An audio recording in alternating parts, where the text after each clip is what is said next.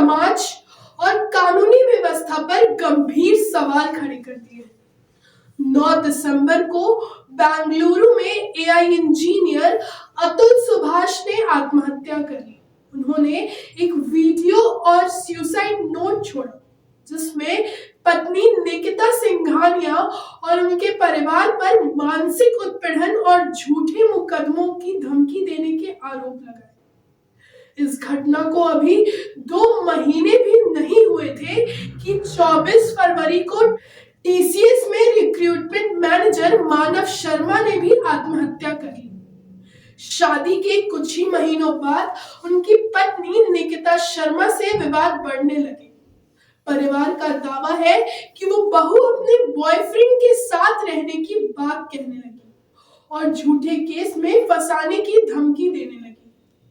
आत्महत्या से पहले मानव ने एक भावुक वीडियो बनाया जिसमें उन्होंने कहा, मर्दों की कोई नहीं सुनता, पापा सॉरी, मम्मी सॉरी, अब मैं जा रहा हूं। उन्होंने ये भी बताया कि उनकी पत्नी का किसी और से अफेयर था, लेकिन उनकी कोई सुनवाई नहीं हुई।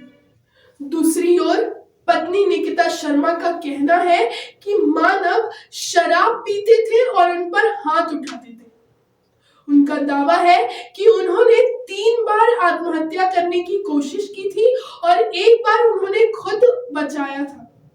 लेकिन बड़ा सवाल ये है कि अगर ये आरोप सही थे तो क्या इस पर कोई आधिकारिक शिकायत दर्ज कराई गई थी? क्या दोनों पक्षों की बात समान रूप से सुनी गई थी? मानव के पिता का आरोप है कि जब वो पुलिस के पास शिकायत लेकर गए तो उनकी एफआईआर दर्ज कराने से इनकार कर दिया गया। आखिर क्यों?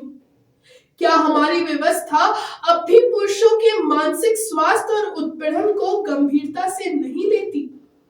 ये सिर्फ 2 मामलों की बात नहीं है, बल्कि उन हजारों पुरुषों की कहानी है जो मानसिक उत्पीड़न, झूठे आरोपों और कानूनी भेदभाव का शिकार होते हैं। आत्महत्या के मामलों में अक्सर महिलाओं के अधिकारों और सुरक्षा की बात की जाती है, लेकिन क्या पुरुषों के लिए कोई ठोस कदम उठाए जाते हैं?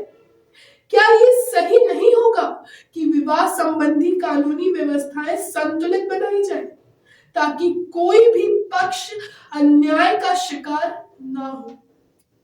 समाज को अब मेंस हेल्थ और मेंस राइट्स पर भी गंभीरता से विचार करना होगा।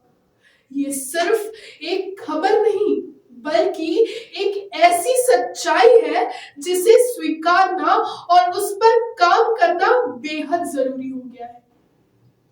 इस पर आपकी क्या राय है? हमें कमेंट में जरूर बताएं और ऐसी ही खबरों के लिए जुड़े रहिए प्राइम भारत न्यूज के साथ।